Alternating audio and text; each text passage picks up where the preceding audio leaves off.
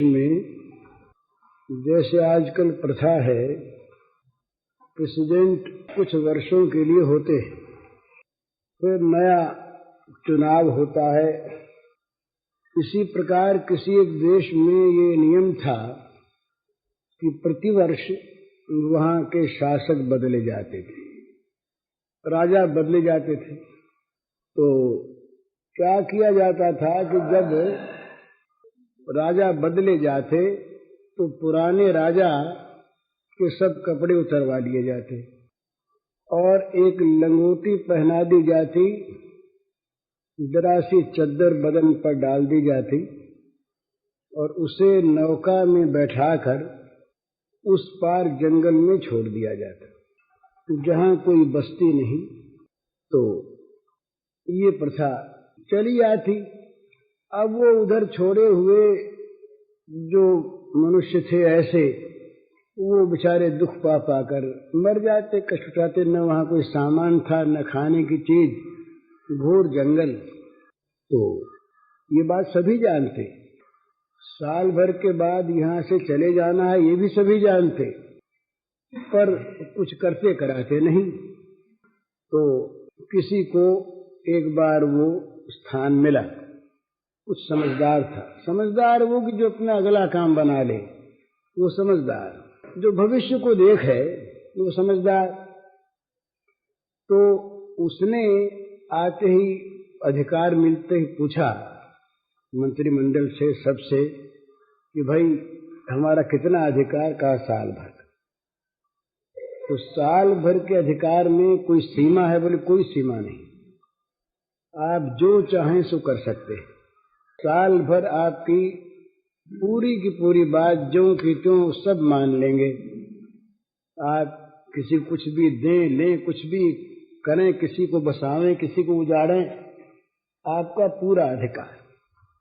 तो उसने अपने मन में निश्चय किया कि जब साल भर के बाद यहां से जाना ही है और कहीं जाना है, तो जहां जाना है उस स्थान का पता लगाएं और वहां की व्यवस्था करें। पहले यहां साल भर जो रहना है, इसमें जो जिम्मेवारी के काम मिले हैं उनको निभाएं ईमानदारी के साथ। और जितनी ऊपर की चीजें हैं, ये नाच मुजरा तमाशा बंदगी, ये आज वहां एड्रेस है, आज वहां अभिनंदन पत्र है, आज पार्टी है, आज दावत है, आज ये है, इन सब कामों में समय खोना, ऐश आराम में समय खोना, नाच मुजरे में समय खोना, इंद्रियों के भोगों में समय खोना, ये तो मूर्खता। क्योंकि साल भर के बाद समाप्ति सारी की सारी ही। तो वो उन्होंने सब कामों को, जो फालतू काम थे जिनकी जरूरत जीवन में नहीं, केवल आडंबर के लिए, केवल कौतूहल के लिए, केवल भोग लिप्सा को लेकर किए जाते हैं, उन सब कामों को उसने बंद करवा दिया। लोग तो नए राजा, उनसे लेना है, काम कराना है, अपना स्वार्थ सिद्ध करना है, तो लोग आते ही उसके पास भी आए। बोला आज तो अमुक जगह हमने इंतजाम किया है, बड़ा सुंदर नाच होगा, और हर महाराजा वहां पर पधारते रहे हैं, आपको पधारना चाहिए। उसने कहा भी हमें तो अवकाश नहीं। तो कुछ दिन तो लोग आए, फिर लोगों ने समझा ये तो मनहूस आदमी है, इस पर कुछ आने जानी है नहीं, तो छोड़ो। संसार का ये स्वरूप है भला। संसार को हमने पकड़ रखा है, संसार ने हमको नहीं पकड़ रखा। हम दूसरों का नाम तो झूठ ही लेते हैं, अपने ही फंसे चले जाते हैं। अपने अगर अलग हो जाएं और संसार वालों को ये दिख जाए कि इनसे अपना स्वार्थ नहीं सधता, तो अपने आप सब छोड़ देंगे संबंध, और रखेंगे भी तो ऊपर ऊपर का, सभ्यता का। बूढ़े माँ बाप हो गए, बड़े शीलवान लड़के पर कामकाजी हैं, भाई उनके पास वो निकलने थोड़ी बैठे। तो पिताजी माताजी के लिए आदमी रख देंगे, नौकर रख देंगे, डॉक्टर से कहलवा देंगे, देख जाया करो, दवा का इंतजाम कर देंगे, खाओ पियो। लेकिन अब उनके पास बैठ करके दिन भर उनकी बात सुने और वो बीच में दस्तंदाजी करें, हमारे काम में हस्तक्षेप करें, तो पिताजी को समझा भी देते हैं कि पिताजी देखिए आप बूढ़े हो गए, आप अपना भगवान का नाम लो, आप अपना पड़े रहो, आपके पास आदमी है, सेवा ही क्या कमी है। अब हम लोग कामकाजी आदमी, इतना काम हमारे, और फुर्सत कहाँ के आपके पास बैठे, और फिर आप बीच में बोल देते हैं। देखिए अब आजकल की दुनिया दूसरी, आपकी दूसरी, हमारा काम बिगड़ जाता। आप चुपचाप रहा कीजिए, और नहीं तीर्थ भेज दें, आपको इंतजाम करवा देंगे तीर्थ में आपका। मतलब उनसे कोई काम अपने को नहीं है, निकम्मे आदमी से कोई काम नहीं। तो संसार में जब तक स्वार्थ है, जब लग जासो रहत स्वार्थ कछु तब लगतासो प्रीत, नानक जी का पद है। जब लग स्वार्थ है तब तक तो प्रीत है, और जहां देखा कि अब इससे स्वार्थ नहीं सधता तो उपेक्षा है, और जहां स्वार्थ में कहीं किसी प्रकार अड़चन आने लगी तो द्वेष है। तो जब लोगों ने देखा कि राजा साहब तो कुछ काम करते कराते नहीं, तो क्यों व्यर्थ में आए, खुशामद करें, लोगों ने आना छोड़ दिया। उन्होंने देखा बड़ा अच्छा हुआ, पिंड छूटा। ज्यादा लोग सताते, कहीं न कहीं अब ये अपने आप ही सारा काम पट गया। अब वो राजकाज अपना देखने लगे, और ये आदेश निकलवा दिया। एक बार गए उस तरफ नाव से, देखा जंगल है, आदेश दे दिया कि भाई वो जंगल सारा आबाद करवाया जाए, बसाया जाए, नगर के नगर बसें, और यहाँ का सामान वहाँ भेजा जाए, और 11 महीने पूरे होने तक सब वहाँ पर बिल्कुल काम ठीक हो जाए, सारी व्यवस्था हो जाए, बस खूब मजे में। अब राज आ गया थी, सामान की कमी थी नहीं, और इसी बात पर अधिक जोर था। तो वो नदी का उस पार जो घोर जंगल था वो आबाद हो गया, बस गया। यहाँ से बढ़िया बढ़िया चीजें वहां हो गई। अब साल भर पूरा होते ही इनके कपड़े उतरवाए गए, कोपिन दे दी गई, चद्दर दे दी गई, कहा नाव में बैठो, बैठ गए। अभी हंसते हुए जाएं। तो लोगों ने कहा कि भाई ये क्या बात है। नहीं, उनसे पूछा कि सब रोते गए, आप हंसते कैसे जा रहे हैं?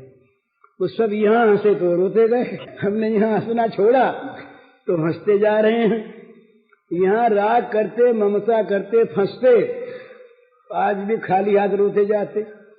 हमने अपना आगे का सारा काम कर लिया, जहाँ जाना है वहाँ हमारे लिए यहाँ से अधिक सुख मौजूद है, तो हम मजे में जाते हैं। तो ये दृष्टांत दिया है चरणदास जी महाराज ने अपने ग्रंथ में, महात्मा हुए चरणदास जी। तो कहने का मतलब ये है कि हमारी जो उम्र है ये बिल्कुल मपी तुली है, श्वासों का हिसाब है, कितने श्वास आएंगे, और जहां श्वास पूरे हुए उसके बाद महाराज विल तैयार है, वकील साहब बैठे हैं पास, बोले एक सही हो जाए, इतने में एक सही हो जाए, इतने इनको होश रहना चाहिए। पर डॉक्टर के सामर्थ्य नहीं ये एक सही करने योग्य उनको बना दें, या उनको इतना समय और मिल जाए, ये नहीं होता। तो इसलिए जो कुछ भी करना है, और करना है ही, मानव जीवन ही करने के लिए मिला है, उसको सबसे पहले कर लेना है। तो यहाँ के लिए तैयार रहे। तैयारी का अर्थ यही है कि यहाँ कहीं मन अटके भटके नहीं, और आगे के लिए तैयारी रहे। तो आगे के लिए तैयारी का अर्थ है आगे के लिए भगवान में हमारा मन लगा रहे, भगवान हमें ले जाने को प्रस्तुत रहें, ये तो आगे की तैयारी। और तैयारी क्या है कि यहाँ कहीं ममता आसक्ति नहीं रह जाए। जो कुछ भी बंधन है यहाँ का, ये ममता का और आसक्ति का बंधन है। ये मेरा, ये ममता, ये बस ममता ही बांधती है। तो ममता जगत के प्राणी पदार्थों में प्रस्तुति में न रहे। देखिए सब छूटेगा, निश्चित बात है, छूटेगा, और ऐसा छूटेगा कि फिर हम उससे संबंध रख नहीं सकेंगे। प्रेत होकर रोते भले ही रहें, प्रेत होकर के भटकें भले ही। ये एक बात बड़ी सच्ची बात मैं कहता हूं आपसे, प्रेत योनि का मैंने अध्ययन किया है, मैंने प्रेत से बातचीत की है, मुझे पता है। तो प्रेत लोक में बड़ा कष्ट होता है यहाँ की वासनाओं को लेकर, यहाँ की ममताओं को लेकर, यहाँ की आसक्ति को लेकर, यहाँ के बैर विरोध को लेकर। तो यहाँ का खाता चुकता करके जाना चाहिए। लेन देन का, लेन देन माने राग द्वेष का खाता, ममता का खाता यहाँ चुकता हो जाए तब तो बड़ी आसानी से आगे शांति मिलती है। और नहीं तो महाराज इतना भयानक कष्ट होता है, और वो होता है जीव निरुपाय, कुछ कर पाता नहीं और मन उसका रात दिन जलता रहता है। तो प्रेत योनि में जो निम्न कोटि के प्रेत होते हैं उनको नरक यातना तो भोगनी पड़ती ही है, उसके अतिरिक्त उनका मानस क्लेश इतना भयानक होता है कि जिसको किसी प्रकार से वो मिटा नहीं सकते। यहाँ मिटा सकते हैं, मनुष्य कर्म स्वतंत्र है, लेकिन प्रेत नहीं। वहां तो ऐसी बुरी दशा होती है कि जिसका कोई ठिकाना नहीं। तो यहाँ किसी चीज में मन की आसक्ति रखकर, ममता रखकर हम यदि मरे तो यहाँ के पदार्थों से, प्राणियों से हमारा संबंध तो विच्छिन्न हो जाएगा शरीर का, पर मन का रहेगा। और मन का जो रहेगा वो बड़ा दुखदायी होगा आगे के लिए। तो यहाँ का खाता जहाँ तक बने चुकता कर दे, अपने आप को भगवान के चरणों में सौंप दे, ममता सारी भगवान में केंद्रित कर दे, यहाँ की ममता को उठा दे। नहीं तो मरते समय भी कष्ट होता है। मरते समय जिसकी ममता, आसक्ति, द्वेष यहाँ नहीं है वो आराम से मरता है, और मरते समय जिसका मन यहाँ अटकता है उसको मरना तो पड़ता ही है, उपाय नहीं। पर उसको इतना क्लेश, इतना कष्ट होता है मरते समय कि जिसको वो भुक्तभोगी जानता है उसका हम अंदाजा नहीं कर सकते। तो पहले से ही ये तैयारी शुरू कर दे, पता नहीं कब प्राण निकल जाए, ये कोई ठिकाना थोड़े कितने वर्ष के बाद मरेंगे और पीछे कर लेंगे, कब अवसर आवेगा। तो पहले से ही तैयार रहे, और जब उसके बाद समझ में आ जाए तभी से यहां से अपना संबंध मन से छोड़ दे। अब वो कहता है कैसे छोड़ दें, एक प्रश्न होता है कैसे छोड़ दें, छूटता नहीं। बात ठीक है, पर अगले कष्ट की और अगले लाभ की संभावना का विश्वास हमें नहीं है। नहीं तो महाराज अपने आप छोड़ दे। किसी चीज को न छोड़ने से अगर भयानक कष्ट होने वाला होता हो तो उस चीज को लोग गंगा में फेंक देते हैं। प्यारी से प्यारी चीज, अरे जब अंदर मवाद भरती है तो अंग कटवा देते हैं। बोले भाई गैंग्रीन हो गया पैर में, यहां से यहां तक मवाद हो गई, तो यहां से पैर काटना पड़ेगा तब बचोगे, नहीं तो माल तो फैल जाएगी। तो चाहता न कटे, पर समझता है कि अब तो बचेंगे नहीं, बचे इतना पैर काट दो, घोड़े ही लगा लेंगे, कोई बात नहीं। तो अगले दुख की, कष्ट की संभावना में विश्वास यदि होता है तो यहाँ का त्याग करने में कष्ट नहीं होता, और अगले विशेष लाभ की संभावना होती है तब भी इस त्याग में कोई कठिनता नहीं होती।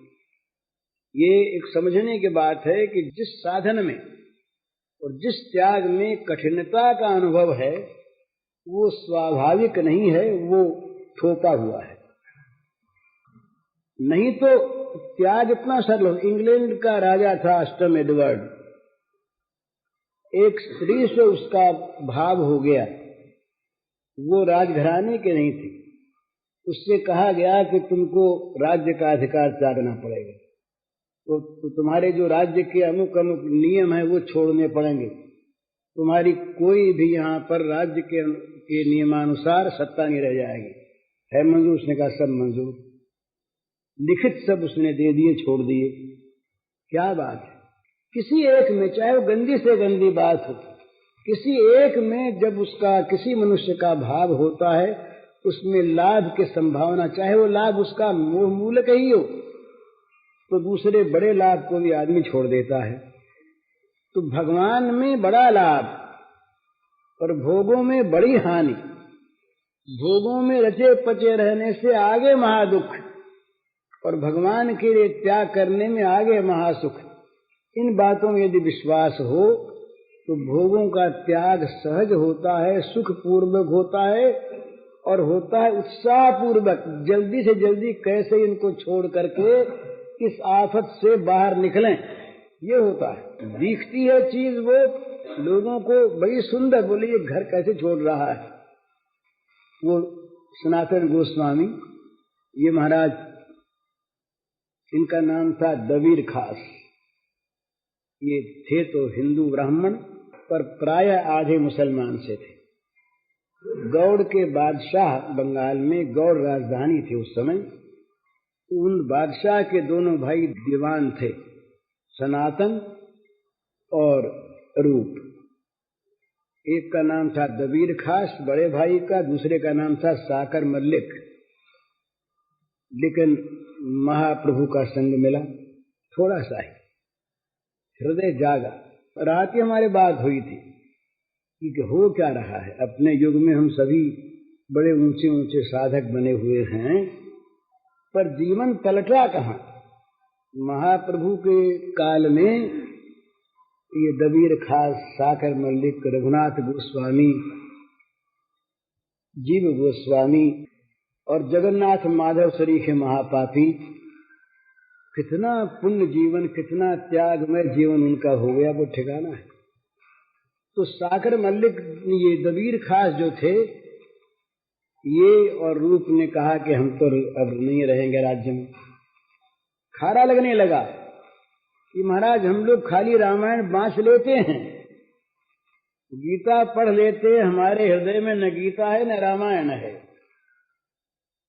जन्म मृत्यु व्याधि दुख दोषानुदर्शनम, हम कई आदमी देखते हैं जन्म मृत्यु व्याधि के दुख को, हम तो उसी में रचे पचे रहते। रामचरितमानस में आया, रमा विलास राम अनुरागी, तजत बमन युव नर बड़ भागी। बड़ भागी नर रमा के विलास को त्याग देते हैं उल्टी के समान। हम तो उसको पी जाना चाहते हैं, उल्टी मानते नहीं, अमृत मानते हैं। तो असली चीज तो जीवन में आनी चाहिए। तो इन्होंने कहा राज्य में नहीं रहेंगे, तो रूप तो निकल गए।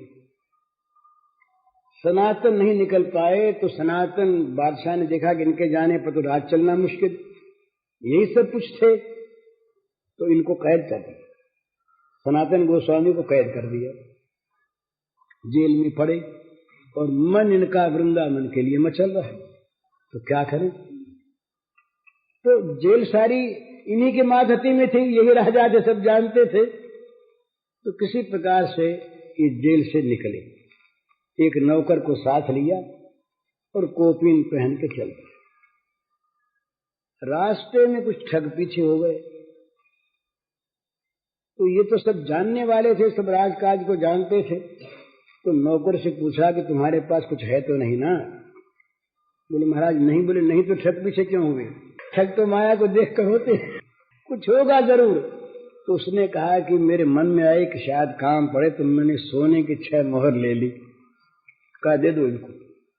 सोने की 6 मोहरें दे दी। देने के बाद भी वो ठग पीछे रहे। तब सनातन ने कहा कि मालूम होता है कुछ रख लिया है। तो कह दिया, बोले 1 मोहर रख ली थी मैंने। बोले मोहर भी दे दो, तुम भी जाओ, हमको तुम्हें साथ नहीं रखना है, ये भी विघ्न ही है। उसको छोड़ दिया, ठगों ने छोड़ दिया। बाबा जी के पास ठग क्या ले, कोई मिलने का हो तो ले, नहीं तो क्या ले। सुख सोए तुम्हारे की चोर ने मटिया ले, कहा। तो महाराज जी आगे बढ़े तो हाजीपुर एक स्थान है बिहार में, वहां घोड़े बिकते थे, घोड़ों का मेला लगता था। तो इनके एक बहनोई थे श्रीकांत, वो भी राज्य में उच्च कर्मचारी थे। तो वो घोड़ा खरीदने के लिए आए हुए थे हाजीपुर। ये अपना मस्त हुए नाम कीर्तन करते चले जा रहे। तो श्रीकांत उधर कहीं घूमने आए थे। श्रीकांत को आवाज पहचानी हुई से मालूम दी थे। तो उनके बहनोई पर इन्हीं के माधती में रहते थे। वो तो बड़े ऊंचे दीवान थे, वो साधारण कर्मचारी थे इनके सामने। तो पास आ गए, देखा, अरे ये तो वो हैं। हाथ जोड़े, ये क्या दशा महाराज, कहाँ जा रहे हैं? बोले अब जा रहे हैं। तो बोले घर लौट चले। तो बोले अब घर ही को लौट चले। अब तक विदेश में थे, अब घर की ओर जाना शुरू करते हैं, घर की ओर जा रहे हैं। ये बदल जाता है महाराज, ये घर नहीं दिखता फिर। इसीलिए जो भक्त होते हैं वो अनिकेत होते हैं। अनिकेत होते इसका अर्थ ये नहीं कि वो किसी घर में नहीं रहते, पर घर उनका नहीं रहता, ये घर उनका नहीं रह जाता, ये तो सराय में ठहरे हैं। सिकंदर के पास एक फकीर आए, आ करके उनका महल था तो घुस गए अंदर, और बाहर जो दरबार का हॉल था उसमें बैठ गए। तो लोगों ने कहा कि देखिए महाराज जी, आप लोगों के लिए अलग स्थान बना हुआ है, वहां आप ठहरिए, ये तो स्वयं सम्राट का स्थान है, कब हम तो यहीं रहेंगे। और फकीर मस्त थे, अब बार बार उनको समझाया बुझाया। सिकंदर का कहा हुआ था कि भाई किसी साधु के साथ दुर्व्यवहार नहीं करना है। दुर्व्यवहार कर नहीं सके तो सिकंदर स्वयं आए, कहा महाराज आपके लिए अलग स्थान है, आप पधारिए। तो बोलिए किसका स्थान है? तो कहा ये तो हमारा स्थान है। अच्छा आपका स्थान है, आप कब से इसमें हैं? बोले महाराज जब से हम जन्मे, यही जन्मे थे, यही ये स्थान है। तो आप जन्मे यहाँ? बोले तो इसके पहले कौन था? बोले पहले हमारे पिताजी थे। बोले वो कहाँ से आए थे? बोले वो भी जन्मे ही थे, यही रहे। बोले उसके पहले दादाजी थे, परदादाजी थे। तो बोले वो सब गए कहाँ थे? तो कहा महाराज ये तो क्या पूछते, मर गए सब। बोले तुम भी यहीं रहोगे? बोले नहीं महाराज ये कोई रहता थोड़ी ही है, जन्मता है, मरता हम भी मर जाएंगे। तब बोले फिर तुमने कैसे कहा हमारा मकान है, ये तो सराय है, कोई 2 दिन ज्यादा रहे, कोई 2 दिन कम रहे, और क्या है? तो तुम भी सराय में टिके, हम भी सराय में टिके, तुमने कैसे कह दिया हमारा? तो कोई साधु फकीर जिद्दी थोड़े ही थे, उनको समझाने आए थे कि भाई तुम किसी मकान को, किसी घर को अपना मत कहो, इसमें से ममता निकाल दो। वास्तव में ही ये तुम्हारी चीज नहीं है, तुमने ममता का आरोप कर रखा है, तुम्हारी है नहीं। तो सनातन ने कहा घर जा रहे हैं। तो समझाया बुझाया, उनके पास कुछ था नहीं। अब इतना त्याग एक कोपीन के सिवा, ये महाराज ये ऐसे बड़े त्यागी हुए, एक कोपीन रखी इन्होंने, एक मिट्टी का करवा, कमंडल नहीं रखा काठ का भी, फूट गया, मिट्टी का करवा रखा, और के नीचे कभी सोए नहीं। और पेड़ भी रोज बदला, एक पेड़ के नीचे कल नहीं रहे, उसमें भी कहीं ममता न आ जाए। बाहर का इतना इनका महान त्याग रहा। तो श्रीकांत ने बड़ा जोर दिया, बोले कुछ है नहीं आपके पास? जाड़े के दिन थे, अब ये राजा रह करके आए, तो कहा महाराज एक कंबल ले लो। तो माने नहीं श्रीकांत, तो एक भूत कंबल थी बढ़िया, तो कंबल उनके का अच्छा डाल दो। कंबल डलवा ली और पहुंचे वृंदावन। महाप्रभु के सामने गए तो महाप्रभु ने आदर किया, भाई बड़ा सुंदर। पर महाप्रभु कोई रस की बात, कोई मंत्र दीक्षा इत्यादि न दें, और महाप्रभु की आंख कंबल की तरफ जाए। ये अब समझ गए कि ये कंबल बाधक हो रही है। तो यमुना जी के घाट पर गए, जा करके वहां एक भिखारी था, उसके पास फटी गुदड़ी, चिथड़ा बिल्कुल न मालूम, उसमें हजारों जगह कारियां लगी गंदी। उससे कहा कि गुदड़ी दे दो हमें, और एक कंबल तुम ले लो। बड़ा प्रसन्न हो गया, उसने गुदड़ी दे दी, कंबल ले ली। तो गुदड़ी डाल करके जब ये महाप्रभु के सामने आए, तो महाप्रभु ने कहा सनातन तुम पर कृष्ण की बड़ी कृपा है, तुम पर श्री कृष्ण की बड़ी कृपा है। तो महाराज मैं बात ये कह रहा था कि हम जिस घर में, जिस शरीर में, जिन प्राणी पदार्थों में ममता आसक्ति अहंता किए हुए हैं, ये सब कुछ भी हमारा नहीं है, ये मिथ्या आरोप है, और इसमें हमने अपने को जानकर फंसा रखा है और उस फंसावट से निकलना नहीं चाहते। भगवान कभी निकलने का अवसर देते हैं, ऐसा कोई बना देते हैं प्रसंग, तो हम भगवान से कहते महाराज हमको तो फंसाइए रखो। ये शब्द चाहे न कहें हम, पर हमारी ये चीज जो की त्यों सुरक्षित रहे, बनी रहे, हमसे ये बिछुड़े नहीं और हमारा संबंध बना रहे इससे। हमारी ही चीज मरते दम तक ये रहे, मरने के बाद भी हमारा ही नाम इस पर छाप लगी रहे, अमुक की चीज। इस प्रकार का हमारा मोह रहता है। चीज छूटती है, छूट जाने के बाद अगर मोह रहा, अगर ममता रही, तो महाराज अगली योनियों में भी, प्रेत योनि, पितृ योनि, देव योनि, इनमें भी उसकी स्मृति रहती है, ममता रहती है, दुख होता है, उपाय चलता है। तो यहाँ का हिसाब किताब जल्दी से उसकी भांति, उस राजा की भांति साल भर रहना है, फिर छोड़ देना है। तो यहाँ जो काम मिला उसको ईमानदारी से करे, पर कहीं अपने मन को अटकाए न रखे, कहीं फंसे नहीं, नहीं तो कठिनता होगी छूटने में। छोड़ना पड़ेगा, ममता के पदार्थ छोड़ने पड़ेंगे, पर ममता न छूटने पर दुख नहीं छूटेगा। व्यवस्था करते हैं हम, बड़ी भूल की चीज है हमारी उन चीजों की जो स्वयं अव्यवस्थित हैं और उन चीजों की जो नाश होने वाली हैं। उनको हम रखना चाहते हैं व्यवस्थित और रखना चाहते हैं अमर। जो स्वयं अव्यवस्थित हैं, माने अनित्य हैं, आज जिसका एक स्वरूप कल दूसरा स्वरूप नहीं। छोटा सा बच्चा ये बूढ़ा जब हो जाएगा, इसको पहचान नहीं सकेंगे कि कौन है। अपनी तस्वीर को आप नहीं पहचान सकता अगर भूल जाए बचपन की को कि ये हम ही हैं। तो प्रतिक्षण यहाँ की प्रत्येक वस्तु मर रही है। इसका नाम मर्त्यलोक, मृत्यु का प्रवाह बह रहा है सतत। हमारी उम्र मर रही, हमारे कपड़े मर रहे, जमीन मर रही, ये सब चीजें मर रही। तमाम रूपांतर जो है वो क्या बताता है? इस समय जो रूप है क्षण भर के बाद ये नहीं रहेगा, दूसरा आ गया, मर गया। छोटा सा बच्चा बड़ा हो गया, हम ये नहीं देखते कि प्रत्यक्ष कैसे बढ़ रहा है, पर रूपांतर तो हुआ जा रहा है, ये हम प्रत्यक्ष देखते हैं। तो प्रत्येक वस्तु यहाँ की अनित्य, अव्यवस्थित और मरण धर्मा पर कभी बिछोह नहीं होता, जो कभी छोड़ना जानते नहीं। उन भगवान के साथ हम संबंध जोड़ते नहीं, बल्कि जुड़े हुए को भी याद करना नहीं चाहते। भय रहता है कि कहीं वो याद आ गया तो ये छूट जाएगा। है उसमें ऐसा ही ना, है ऐसा ही। वो कभी याद आ जाए तो ये याद रहेगा।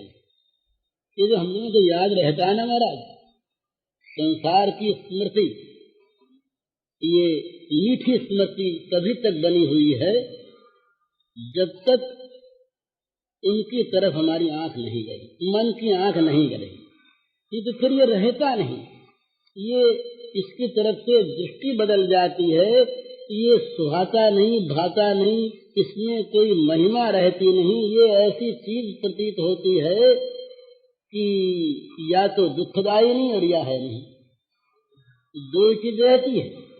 भगवान ने जो अनुरक्त है उसके संसार के संबंध में दो चीज रहती है, या तो केवल भगवान ही भगवान है नहीं, है तो दुख रूप। इसमें कहीं मन उसका अटकता नहीं, फंसता नहीं, इसकी तरफ से उपेक्षा हो जाती है। कल जाता हो आज चला जाए, कल मिटता हो आज मिट जाए, बड़ा अच्छा है, हर्ज क्या है। और रहे तो रहा करे, अपने को लेन देन है नहीं, रहा करे। अपना लेन देन, अपनी ममता, अपना संबंध तो अपने एक भगवान से, दूसरे के साथ नहीं। तो प्रत्येक वस्तु यहाँ की अनित्य, अव्यवस्थित और मरण धर्मा, वियोगशील।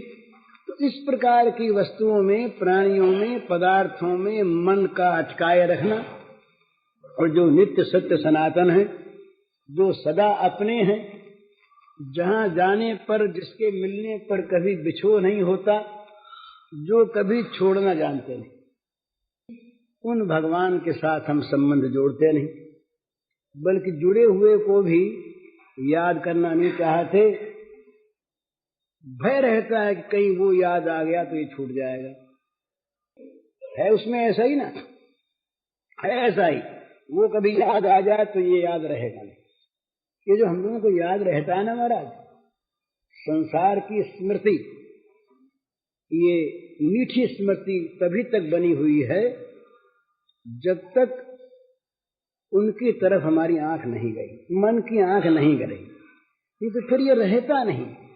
ये इसकी तरफ से दृष्टि बदल जाती है, ये सुहाता नहीं, भाता नहीं, इसकी कोई सत्ता रहती नहीं, इसमें कोई महिमा रहती नहीं। ये ऐसी चीज प्रतीत होती है कि या तो दुखदाई नहीं और या है नहीं, दो चीज रहती है। भगवान में जो अनुरक्त है उसकी संसार के संबंध में दो चीज रहती है, या तो केवल भगवान ही भगवान है नहीं, है तो दुख रूप। इसमें कहीं मन उसका अटकता नहीं, फंसता नहीं, इसकी तरफ से उपेक्षा हो जाती है। कल जाता हो आज चला जाए, कल मिटता हो आज मिट जाए, बड़ा अच्छा है, हर्ज क्या है। और रहे तो रहा करे, अपने कोई लेन देन है नहीं, रहा करे। अपना लेन देन, अपनी ममता, अपना संबंध तो अपने एक भगवान से, दूसरे के साथ नहीं। उसी के साथ अपनी इस प्रकार की एक संबंध की स्थापना हो जाए कि दूसरा संबंध उसके सामने रहे नहीं, याद आवे नहीं। तो मतलब क्या है इसका? होता क्यों नहीं? इसलिए नहीं होता, इसलिए नहीं छूटता कि उसकी महत्ता हम कहते हैं, हम सुनते हैं, पर महत्ता हम मानते नहीं। सच्ची बात, जगत को विषमय कहते हैं पर मानते अमृतमय। अगर विष मानते तो विष कोई खाना नहीं चाहता, तो इसका छूटना कठिन नहीं है। इसमें जो अमृत बुद्धि है, इसमें जो सुख बुद्धि है, इसी के कारण से नहीं छूटा। दुख बुद्धि हो जाए आज छूट जाए, मरण बुद्धि हो जाए आज छूट जाए, इसमें जहर दिखने लगे आज छूट जाए। हम घर वालों को छोड़ देते हैं, अगर हमारे स्वार्थ में विघातक दिखते हैं कोई, घर वालों को छोड़ देते हैं, अंग कटवा देते हैं, ऑपरेशन करवा लेते हैं, सब कुछ करते हैं।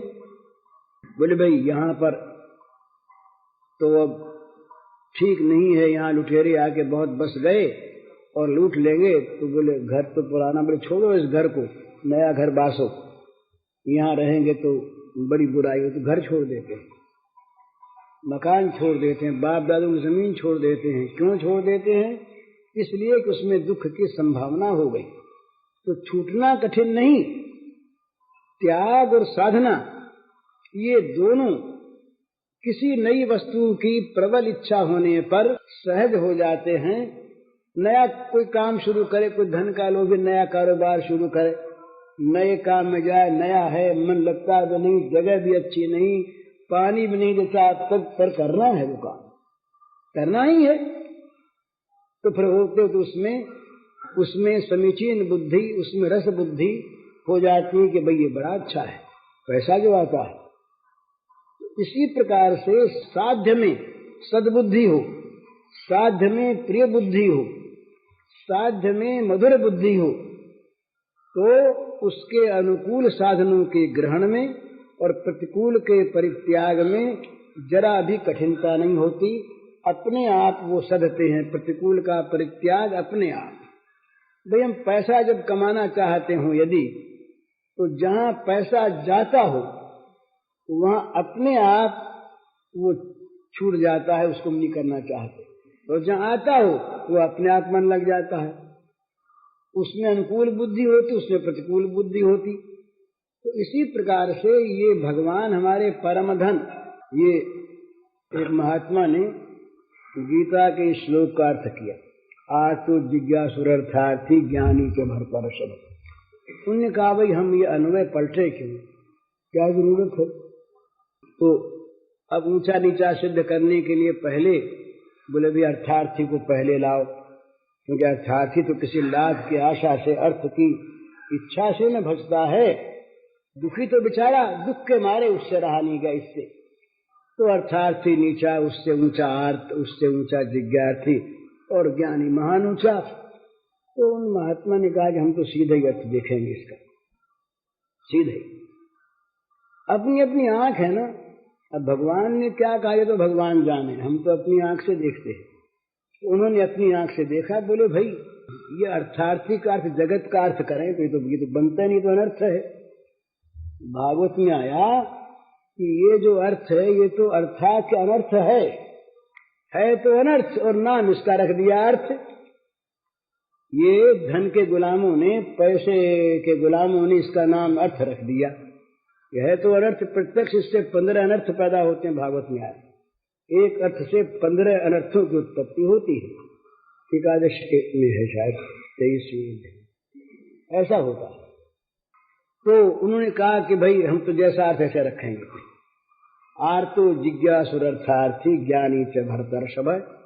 भगवान की प्राप्ति के लिए जो आर्त हो रहा, जिसके प्राण रो रहे हो भगवान को पाने के लिए, वो तो आर्त है। जो दुख को बुलाना चाहते हैं वो आर्त कैसे हैं? वो तो मूर्ख हैं, बेवकूफ। अपने घर में आग लगाने के लिए दिया सलाई मांगे, मर जाने के लिए जहर मांगे, गिर पड़ने के लिए गड़ा छोड़े। वो कहीं बुद्धिमान थोड़ी, अर्थार्थी थोड़ी है। जो अनर्थ को चाहे वो अर्थार्थी नहीं, हो तो बेवकूफ। अर्थार्थी कौन? जो वास्तविक अर्थ है उसको चाहे। आर्थ कौन? जो उसके लिए आतुर हो। तो पहले लिया आर्थ को, आर्तो जिज्ञासुर अर्थार्थी। बोले भाई जैसे गोपियां भगवान को ढूंढ रही थी, अंतर्धान होने पर बड़ी आर्त हुई, प्राण रो रहे, कहीं पर उसमें बनावट नहीं, कहीं दिखावट नहीं, प्राणों का करुण क्रंदन। भगवान के लिए प्राण रो उठे तो भगवान मिल जाते। आंखों में चाहे किसी का आंसू आवे चाहे सूख जाए। किसी ने पूछा कि यार ये कोई एक पन्ना आया है कि आंख झरने लगे, मिर्च लगा रही तो आंख झरने लगेगी। आंख झरने का थोड़ा ही महत्व है। आंख तो झरती, आंख जब अपने आप झरती है, ये ऐसा मानते हैं, अपने को पता नहीं। आंसू बहुत कम आते हैं कि ये दुख के आंसू गर्म होते हैं और प्रेम के आंसू शीतल होते हैं, ऐसा कहते हैं। आंसू विज्ञान एक है। आंसुओं में वो अपने अंदर के जिस प्रकार के भाव होते हैं और आंसुओं में जो भाव कारण होते हैं, उन्हीं भावों का आंसुओं में भी प्रादुर्भाव होता है। वो आंसू ऐसे किसी के होते हैं जो करुणा पैदा करते हैं, किसी के आंसू क्रोध पैदा कर देते हैं, किसी के आंसू प्रेम पैदा कर देते हैं, किसी के आंसू दूर हटा देते हैं। क्रोध के भी आंसू होते हैं, काम के भी होते हैं, लोभ के भी होते हैं, निराशा के भी होते हैं, आशा के भी होते हैं। आंसू भिन्न भिन्न प्रकार के होते हैं। तो आर्त कौन? जिसके प्राण भगवान के लिए क्रंदन करते हों, जो भगवान के लिए आर्त होकर के और आतुर हो रहा हो, जिससे सहन नहीं होता हो, वो तो आर्त। क्यों आर्त है? कि वो अर्थार्थी है। आर्त ही अर्थार्थी होता है, बाकी अर्थार्थी होते हैं। भगवान ही एकमात्र अर्थ हैं और सारे अनर्थ। इस भाव से आर्त होकर जो भगवान को प्राप्त करने की चेष्टा करे, वो है अर्थार्थी भक्त। आर्त होकर भगवद रूप अर्थ की जो अभिलाषा करे, जिसके प्राण उठे, वो अर्थार्थी भक्त। अर्थार्थी क्या करता है? जिसको चाहिए पूछता है। तो भाई तुमने देखे हमारे श्री कृष्ण को कि श्याम सुंदर तुमको दिखाई दी, अरे धरती तेरे ऊपर से तो गए ही होंगे ना। और भाई तुलसी जी तुम तो बड़ी प्रिय हो हमारे प्राणनाथ की, तुमने देखा होगा ये मालती, ये तुमने तो बड़ी सुगंध है। और तो कहीं श्याम सुंदर ने तुमको हाथ में लिया होगा, सूंघा होगा, तुम तो जानते होगे, बताओ। ये जिज्ञासु अर्थार्थी हो बिना जिज्ञासु नहीं होता कोई। जिसका कोई अर्थ ही नहीं है वो किस बात को पूछेगा? पूछेगा वो, पता लगाएगा वो जिसको कुछ चाहिए। और चाहना असली किसकी, जो उसके लिए आर्त हुआ रहे। तो आर्त होने पर अर्थार्थी सिद्ध होता है, और आर्त युक्त अर्थार्थी जिज्ञासु होता है। और जहां जिज्ञासा जागी वहां ज्ञान होने में देर नहीं लगती, क्योंकि भगवान की जिज्ञासा जो है ना, इसके लिए किसी स्थान की अपेक्षा नहीं है।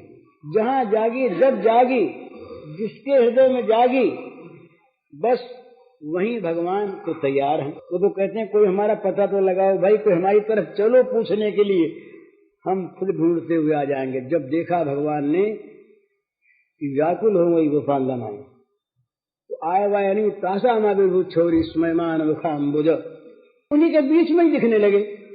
अरे हम तो ढूंढ रही थी, तो बोले मैं यही तो था, गया कहाँ था पगली कहीं, यही तो था। मैं तो देख रहा था कि तुम क्या क्या कर रही हो, ये देख रहा था। जिज्ञासु, जिज्ञासु भक्त को भगवान की जानकारी क्या प्राप्ति हो जाती है। ये थोड़ा सा अंतर है, अपनी आंख से हम कहते हैं, क्या सो तो पता नहीं। ये ज्ञानी भक्त में और ज्ञानी में अंतर है। ज्ञानी भक्त के लिए ये पद्धति कहने की आवश्यकता नहीं। बहु नाम जन्म नाम अंते ज्ञानवान मान प्रपद्यते वासुदेव सर्वमिति। सब में भगवान है, इस बुद्धि से, इस प्रकार से ज्ञानी भक्त मेरे शरण होता है, मुझे भजता है। जो ज्ञानी भक्त नहीं है, जो चतुर्विध भक्तों की श्रेणी में नहीं है, वो भजता उसका नहीं है। क्यों भजे? उसका स्वारस्य न भजने में है। इसीलिए माम प्रपद्य के यहाँ पर है। गीता का जो माम, ये जो है ना, हम माम ये भगवान श्री कृष्ण के लिए और किसी के लिए नहीं। कृष्ण तो सब में है। तो माम प्रपद्य थे, मुझ कृष्ण को सर्वत्र देख करके वो भजता है। और वो तो महात्मा है, और ये सुदुर्लभ महात्मा। ये अंतर है हमारा। नहीं तो ज्ञानी कहेगा मैं हूं, मेरे आत्मा काको करूं प्रणाम, तो प्रणाम ही छोड़ देगा। ये महात्माओं की वाणी है, इसका विरोध नहीं। ये महात्माओं की वाणी, इसका खंडन हम नहीं करते।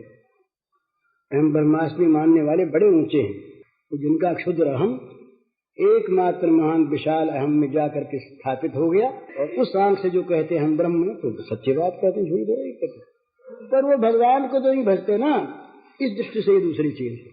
तो माम प्रपद्य थे, वहां तो वो सारे कर्मों का वो उपसंहार हो जाता।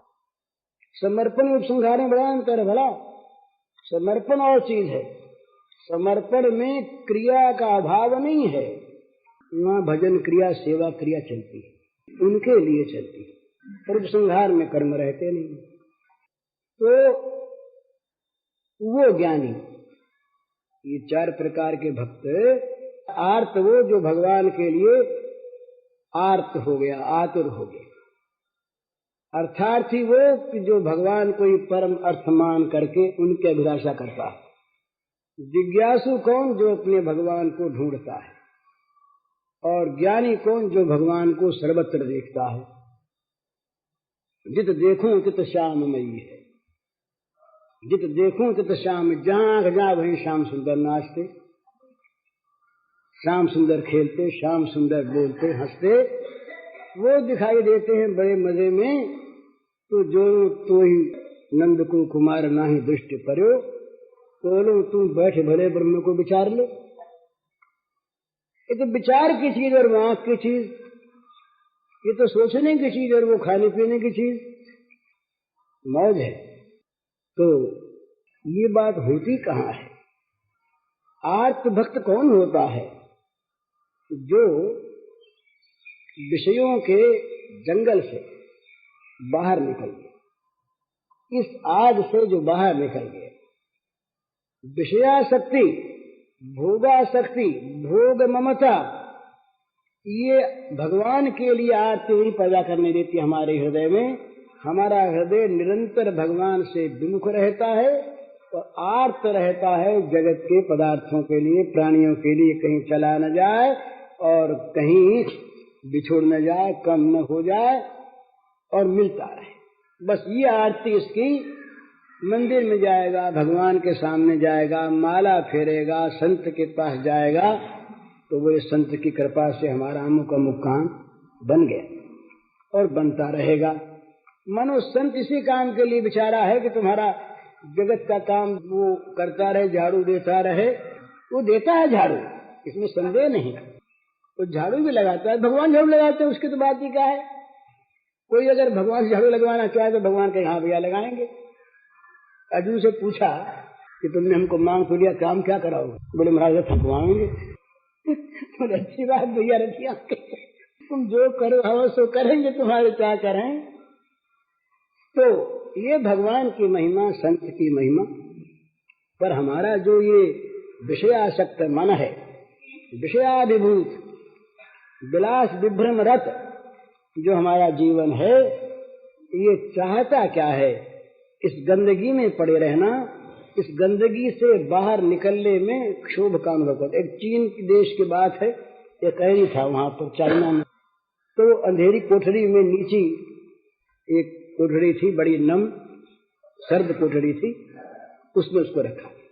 तो 30 साल तक वहां रहा। फिर किसी राजा के पुत्र जन्म हुआ, तो सब कैदी छोड़े गए, उसको भी बाहर निकाल दिया गया। वो घबराया, उसने कहा हमको तो वहीं भेजो वापस। वो हमको तो वहाँ बड़ा आराम है, वहाँ बड़े मजे में रहते हैं, और वहाँ पर हमारे वो चूहे हैं, छिपकली हैं, और ये सब मकड़ियाँ हैं, ये सब हमारे मित्र दोस्त लोग वहाँ पर हैं, हमारा जीवन बड़ा अच्छा वहाँ पर, हमको तो वहीं भेजो। इसी प्रकार से हम लोग जो गंदगी में अभ्यस्त हो गए हैं, जिनकी गंदगी में रहने की रुचि हो गई है, ये विषयों को छोड़ना नहीं चाहते, भगवान से भी इस गंदगी को ही चाहते हैं, गंदगी को चाहते हैं। बस ये कर दो, ये कर दो, ये हो न जाए, ये होना चाहिए। वो सीमा रहती है विषयों की ही। तो ये जब तक रहेगी ना, तब तक होगा क्या? मरना दुख से होगा, और मरने के बाद भी दुख रहेगा, पर मरना होगा ही, चीजें छोड़नी होगी ही। इसलिए यह आवश्यक है कि पहले से चेत जाए। चेतने का अर्थ यही, सीधी बात है, ममता के विषय में पलट दे, मामूली बात, कोई कठिन नहीं। अरे छोटी चीज में ममता निकाल के बड़ी में लगा दे। एक महात्मा रहे तो वो बादशाह सिकंदर के बाद वो भी कहते हैं, तो कहा महाराज कुछ ले लो, कंबल उम्बल ले लो, आपके पास कुछ है नहीं? बोले भाई हमें नहीं चाहिए। अरे बोले महाराज ले लो ना, कुछ भी नहीं है, कुछ चाहिएगा आपको, कहीं जाएंगे जाड़ा पड़ेगा? बोले नहीं लेंगे, नहीं। अरे बोले महाराज ले लो ना, कुछ भी नहीं है, कुछ चाहिएगा आपको, कहीं जाएंगे जाड़ा पड़ेगा? बोले नहीं लेंगे, नहीं। तो महात्मा सिकंदर के मन में बड़ा भाव, उसने कहा महाराज आपने तो ऐसा कोई त्यागी नहीं देखा, आप बहुत बड़े त्यागी हैं, क्या कहने आपके त्याग की बात? तो बोले भैया त्यागी तो तुम हो, हम त्यागी कैसे? बोले महाराज ये उल्टी बात आपने कही, प्रत्यक्ष त्याग दिखता है ना आप में, हम तो भोगी और आप त्यागी। बोले नहीं भैया तुम समझे नहीं, हमने तो भगवान के अतुल ऐश्वर्य को देख करके, उनके अतुल महिमा वैभव को देख करके तुच्छ भोगों को त्यागा है, जो नष्ट होने वाले गंदे, और तुमने इन भोगों के लिए भगवान को त्याग दिया है। तो तुम त्यागी कि हम त्यागी? बताओ, त्यागी तुम हुए कि हम त्यागी हुए? हमने छोटी चीज छोड़ी है बड़ी चीज के लिए, और तुमने बहुत बड़ी चीज को छोड़ दिया इन तुच्छ चीजों के लिए, तो त्यागी तुम हो। तो कहने का मतलब है कि हम लोगों की आंख इतनी गंदी, जीवन इतना गंदा, इस गंदगी में ही हम तरब लाभ मानते हैं, और इसके लिए भगवान को छोड़े हुए, भूले हुए, और अपने को बड़ा भारी बुद्धिमान भी समझते हैं, मर्मज्ञ समझते हैं, विद्वान समझते हैं, नेता मानते हैं, न मालूम क्या क्या मानते हैं। नामों का तो कोई कुछ, जो नाम अपने को अच्छा लगे वो हम, बाकी सब नीचे। तो ये दशा हमारी, तो इससे मुक्त होना है। मुक्त होने का अर्थ यही है कि इसमें से ममता को निकाल दें और बड़ी चीज में ममता कर दें, लाभ की चीज। तो उसमें दो ही बात की आवश्यकता है, यहाँ की चीजें गंदी है ये विश्वास हो जाए, और भगवान बड़े से बड़े हैं ये विश्वास हो जाए, वे अमूल्य हैं और ये सारे ही हानिकारक है। मूल्यवान तो है ही नहीं, ये तो घाटा डालने वाले हैं, नुकसान करने वाले हैं। विषयों में ममता हुई कि नुकसान ही नुकसान। इसमें कहीं पर लाभ की जरा भी आशा नहीं। थोड़ा बहुत ये होता है कि अगर कहीं विषयों को हम भगवान की सेवा में लगा सके, मन को, तन को, बुद्धि को, धन को, इंद्रियों को, तो इतना सा लाभ है। पर इनमें जितनी हानि की संभावना है, लाभ की संभावना कम, क्योंकि ये तो बहिर्मुखी है ना, और बहिर्मुख करने वाली चीज। और इनके आ जाने पर क्या होता है, जागतिक पदार्थों के बहिर्मुखी लोगों का संग बढ़ जाता है।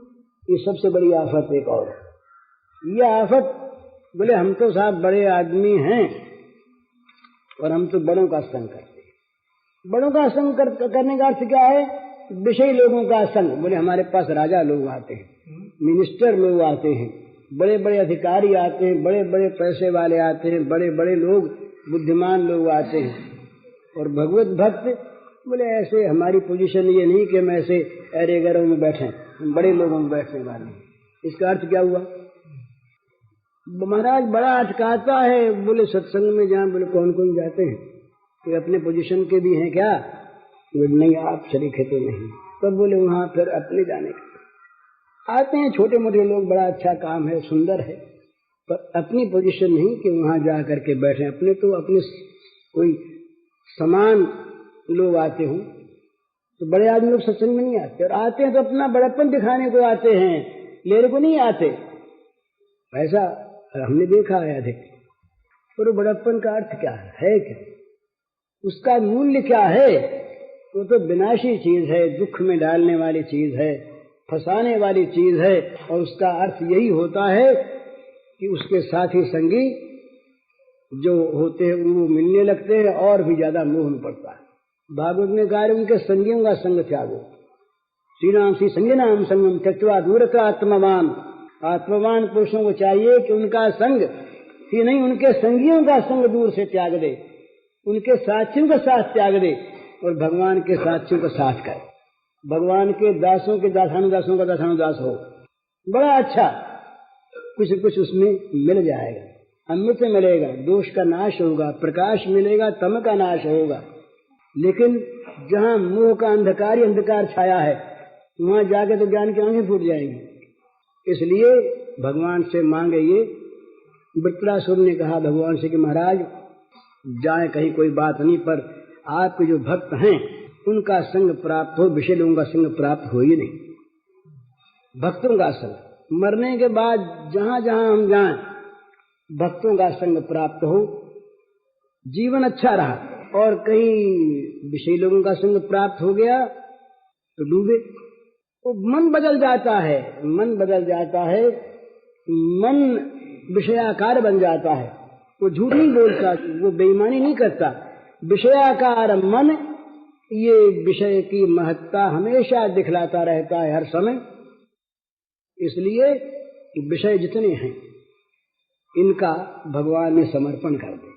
ये सब भगवान की चीज, अपने लिए नहीं। अपने लिए तो बस भगवान की दी हुई फकीरी, अपने मन से फकीर रहे और चीज जो है वो भगवान की। जैसे भरत का रहना बड़ा सुंदर, चंचरीक जिम चंपक बागा। भरत कैसे रहे 14 साल तक अवध में, कि जैसे चंपा के बगीचे में चंचरीक भ्रमर रहता है। भ्रमर चंपा के पुष्प का रस नहीं लेता, मंडराता है ऊपर ऊपर, पर रस नहीं लेता। रस वो चंपा के फूल पर बैठता नहीं। तो 14 साल तक कैसे रहे भरत अवध में? राम की सेवा करने के लिए रहे, भोग भोगने के लिए नहीं। महल में नहीं गए, नंदीग्राम में यदि राम जमीन पर रहते हैं वन में, तो गड्ढा खोद के नीचे हैं। राम के समकक्ष भूमि पर रहने का भी अपना अधिकार नहीं। राम के सेवक नहीं, राम की पादुका के सेवक। वो जड़ पादुका चेतन होके बोलती भरत को, कहती यो करो। भरत सुनते, हम लोग नहीं सुनते। भरत सुनते कि पादुका आज्ञा दे रही है इस समय को। ये सिद्धांत है। भगवान जो सच्चिदानंद घन विग्रह हैं, उनकी सारी वस्तुएं चिदानंदमयी हुआ करती है। भला ये जड़ मानना भगवान को और भगवान की चीजों को जड़ मानना, ये तो जड़ बुद्धि का परिणाम है। जड़ जड़ को देखता है, चेतन चेतन को देखता है। ये सीधी बात। जगत में कहीं जड़ता असल में है ही नहीं। ये जड़ चेतन जितने जीव हैं सभी सकल राममय जाने, ये सब के सब भगवान के ही रूप हैं। जड़ चेतन, ये मकान भी, नदी भी, सर्व समुद्रा हर शरीर में किंच भूतम प्रणमेदन्य, सब के सब भगवान के रूप। तो इस प्रकार से भगवान को जगत में देख करके अपने पास जो कुछ हो तो भगवान को सौंप दे और अपने भगवान का बन जाए तो तैयारी हो गई। फिर चाहे जब मौत आ जाए, मौत आवेगी मरने के लिए, मारने के लिए नहीं आवेगी।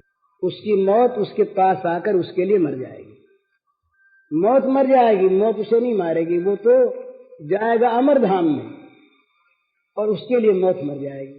ये विचित्र मौत, एक मौत ऐसी जो मौत मर जाए मार न सके कभी, तो वो मौत है भगवान को पाना। तो मौत आवे तब कहे आओ भगवान आओ, तुमको आलिंगन करेंगे। मृत्यु सर्वहर्षा है। भगवान ने कहा मौत में हूं, तुम डरते क्यों हो? मौत आती है तो मैं आता हूं, तुम मुझे पहचान लो मौत के रूप में। तो मौत से डरते हैं क्यों? भगवान के विश्वासी इसलिए। तो मौत क्या चीज है? ये शरीर न पलटता है, हमारा पलटा क्या? और हम यदि शरीर को पलट के भगवान के चरणों में पहुंच जाए तब तो बड़ा लाभ है, मौज ही मिल गई। तो मौत को भगवान देखें और अपने आप को इस मौत के मुंह में हमेशा डालने को तैयार रहे। आओ नाथ, तैयार हैं, बस करो आलिंगन हमारा। मौत आई तो कबीर ने कहा कि ये मुकलावा हो रहा है हमारा। सच कबीर का भजन है।